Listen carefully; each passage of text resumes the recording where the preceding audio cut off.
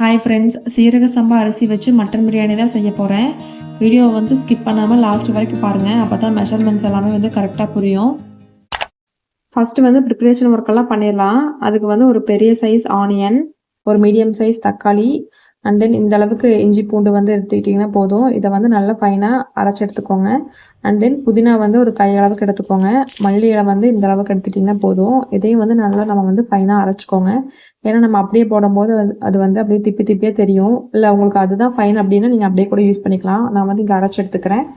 இதுக்கப்புறம் ஒரு பிரியாணி இலை, ஒரு அன்னாச்சி பூ, 2 ஏலக்காய், 5, 6 கிராம்பு, ஒரு சின்ன துண்டு பட்டை, ஒரு சின்ன துண்டு கல்பாசி, ஒரு டேபிள் ஸ்பூன் அளவுக்கு மிளகு, ஒரு டேபிள் ஸ்பூன் அளவுக்கு சோம்பு, 1/2 டேபிள் ஸ்பூன் அளவுக்கு சீரகம், 1/2 டேபிள் ஸ்பூன் மல்லி. இது எல்லாத்தையுமே வந்து நம்ம நல்லா வறுத்து எடுத்துக்கணும். இது எல்லாமே ரொம்ப வறுக்கணும் அப்படின்ட்டு இல்லை, ஜஸ்ட் சூடாச்சுன்னா போதும்.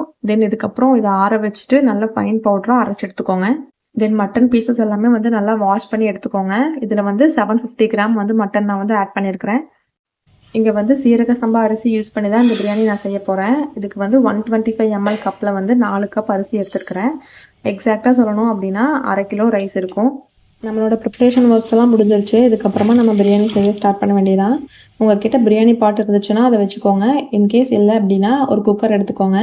அதில் வந்து 4 டேபிள் ஸ்பூன் அளவுக்கு கீ ஆட் பண்ணிக்கோங்க. அண்ட் தென் 2 டேபிள் ஸ்பூன் அளவுக்கு வந்து ஆயில் ஆட் பண்ணிக்கோங்க. ஆயிலும் கீயும் நல்லா காஞ்சதுக்கு அப்புறமா அது கூட வந்து ஒரு 1/2 டேபிள் ஸ்பூன் அளவுக்கு ரோஸ் பெட்டல்ஸ் ஆட் பண்ணிக்கோங்க. அண்ட் தென் ஒரு பிரியாணி இலை, ஒரு சின்ன துண்டு பட்டை, 4 கிராம்பு, ஒரு அன்னாச்சி பூ, 2 ஏலக்காய், ஒரு சின்ன துண்டு கல்பாசி. உங்ககிட்ட ஜாதிப்பூ, மராட்டி மொக்கு அந்த மாதிரி ஐட்டம்ஸ் இருந்துச்சு அப்படின்னாலும் நீங்கள் ஆட் பண்ணிக்கோங்க. தென் நம்ம கட் பண்ணி வச்சுருக்கிற ஆனியன் ஆட் பண்ணிவிட்டு, இதுக்கப்புறம் இந்த சைஸில் வந்து 4 பச்சை மிளகாவை 2ஆக ஸ்லைஸ் பண்ணிவிட்டு அதுக்கப்புறம் ஆட் பண்ணிக்கோங்க. ஆனியன் வந்து நல்லா வதங்கி வரணும். நல்லா வந்து கோல்டன் ப்ரௌனையும் தாண்டி ஒரு கிட்டத்தட்ட அது பிளாக் கலர் மாதிரியும் ஆயிரும். அந்த ஸ்டேஜ் வர வரைக்கும் நல்லா வதக்கி எடுத்துக்கோங்க. இதுக்கப்புறமா நம்ம கட் பண்ணி வச்சுருக்கிற தக்காளியும் உள்ளே ஆட் பண்ணிக்கலாம். இதுவும் நல்லா வதங்கி வரணும்.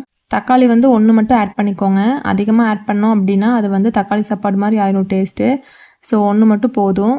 தென் இதுக்கப்புறமா இஞ்சி பூண்டு பேஸ்ட் வந்து நம்ம அரைச்சி வச்சுருக்கிறதையும் உள்ளே ஆட் பண்ணிக்கோங்க. இஞ்சி பூண்டு பேஸ்ட்டோட பச்சை வாசனை போகிற அளவுக்கு நல்லா வதக்கி விட்டுக்கணும். தென் இதுக்கப்புறம் மல்லி இலையும் புதினா இலையும் சேர்த்து அரைச்சி வச்சுருக்கிற க்ரீன் கலர் பேஸ்ட் வந்து உள்ளே ஆட் பண்ணிக்கலாம். இதை ஆட் பண்ணிவிட்டு ஒரு 2 மினிட்ஸ்க்கு அப்புறமா வந்து புளிப்பில்லாத தயிர் ஒரு 2 டேபிள் ஸ்பூன் அளவுக்கு உள்ளே ஆட் பண்ணிக்கோங்க.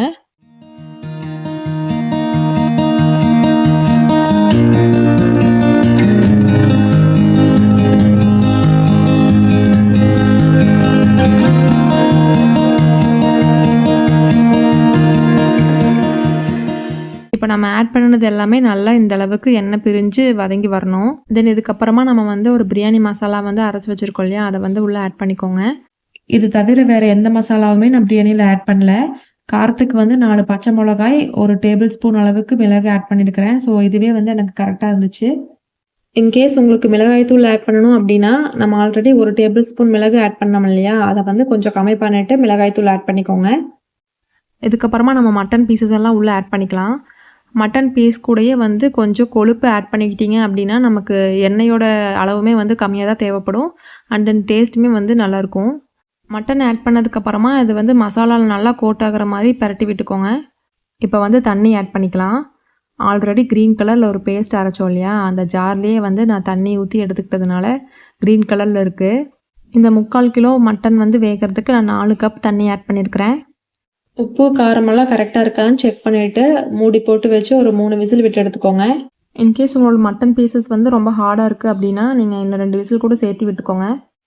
இதில் வந்து நான் மட்டன் பீசஸ் வந்து 3/4 கிலோவும் அரிசி வந்து 1/2 கிலோவும் எடுத்துருக்கேன் இல்லையா, அதுக்கு பதிலாக நீங்கள் 2மே 1/2 கிலோ எடுத்துக்கிறீங்க அப்படின்னாலும் ஓகே தான், அது உங்களோட விஷ்.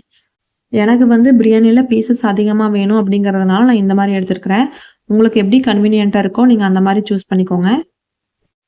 மட்டன் பீசஸ் வந்து நல்லா இந்த அளவுக்கு வெந்திருக்கணும். இதுக்கப்புறமா நம்ம அரிசி ஆட் பண்ணிக்கலாம். அரிசி ஆட் பண்ணினதுக்கப்புறமா நான் 3 கப் தண்ணி ஆட் பண்ணியிருக்கிறேன். ஆல்ரெடி மட்டன் வேகும் போது வந்து 4 கப் தண்ணி, இப்போ அரிசிக்கு வந்து 3 கப் தண்ணி, டோட்டலாக 7 கப் வந்து நான் எடுத்துருக்கிறேன். ஜென்ரலாக வந்து 1 கப் அரிசிக்கு 1.5 கப் தண்ணி ஆட் பண்ணுவாங்க. அப்போ டோட்டலாக 6 கப்ஸ் தான் வருது. நான் வந்து 1 கப் எக்ஸ்ட்ரா ஆட் பண்ணியிருக்கிறேன். இந்த அளவுக்கு நல்லா தண்ணி கொதிச்சதுக்கப்புறமா நம்ம குக்கர் லிட்டை வந்து க்ளோஸ் பண்ணிக்கலாம். நான் இன்றைக்கி தம்மெல்லாம் எதுவும் போட்டு வைக்க போகிறது கிடையாது. ஜஸ்ட் ஒரு விசில் விட்டு எடுத்துருவேன். இன்கேஸ் நீங்கள் தம் போடுறது தான் ப்ரிஃபர் பண்ணுறீங்க அப்படின்னா தோசைக்கல் மேலே வச்சு தம் போட்டுக்கோங்க. நம்மளோட பிரியாணி வந்து சூப்பராக ரெடி ஆயிருச்சு. இதை வந்து அப்படியே சர்வ் பண்ணாமல் ஒரு ஹாட் பாக்ஸுக்கு மாற்றிட்டு கொஞ்சமாக மேலே நெய் விட்டு ஒரு வாழை இலை போட்டு க்ளோஸ் பண்ணி ஒரு 15 மினிட்ஸ் ரெஸ்ட் விட்டு அதுக்கப்புறமா சர்வ் பண்ணிங்கன்னா டேஸ்ட் வந்து இன்னுமே சூப்பராக இருக்கும். நான் வந்து இன்றைக்கி வாழை இலை வந்து மிஸ் பண்ணிட்டேன். உங்ககிட்ட இருந்துச்சு அப்படின்னா நீங்கள் கண்டிப்பாக ட்ரை பண்ணி பாருங்கள். இந்த வீடியோ உங்களுக்கு பிடிச்சிருக்குன்னு நம்புகிறேன். பிடிச்சிருந்துச்சு அப்படின்னா வீடியோக்கு ஒரு லைக் கொடுத்துருங்க. அண்ட் நான் ஃபர்தராக போடுற வீடியோஸ் வந்து நீங்கள் பார்க்கணும் அப்படின்னு நினச்சிங்கன்னா சேனலை வந்து சப்ஸ்கிரைப் பண்ணி வச்சுக்கோங்க. தேங்க்யூ ஃபார் வாட்சிங்.